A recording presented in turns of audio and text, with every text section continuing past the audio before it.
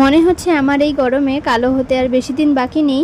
এই কথাটা বলছি কারণ একটু কাজ থাকায় আমায় আজ একটু বেরোতে হয়েছিল, আর বেরিয়ে দেখলাম সে কি যে রোদ। আর আমি এই রোদ দেখে মনে মনে ভাবছি হয়তো সূর্য দেবতার সাথে আমার কোনো পুরনো শত্রুতা আছে, কারণ যখনই আমি বেরোই তখনই কেন এত কড়া রোদ দেয়। এতদিন তো আবহাওয়াটা খুব মেঘলা মেঘলা ছিল, ঝিরিঝিরি বৃষ্টি পড়ছিল, আজকে যেই আমি বের হলাম এত কড়া রোদ। যাই হোক, আমাদের কাজটা এখানে তো শেষ হয়ে গেল, তারপরে আমাদের কলেজেও কিছু কাজ ছিল, তো সেখানে কলেজে যাওয়ার জন্য আমরা রওনা দিলাম আবার। তারপর কলেজে পৌঁছে দেখি কলেজটা পুরো ফাঁকা।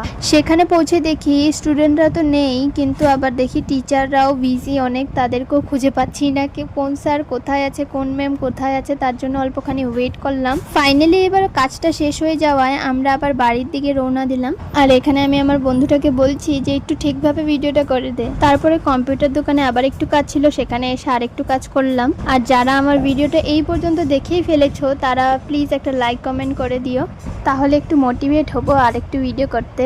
এটা কিন্তু আমার তরফ থেকে একটা আবদার রইলো তোমাদের কাছে, প্লিজ করে দিও।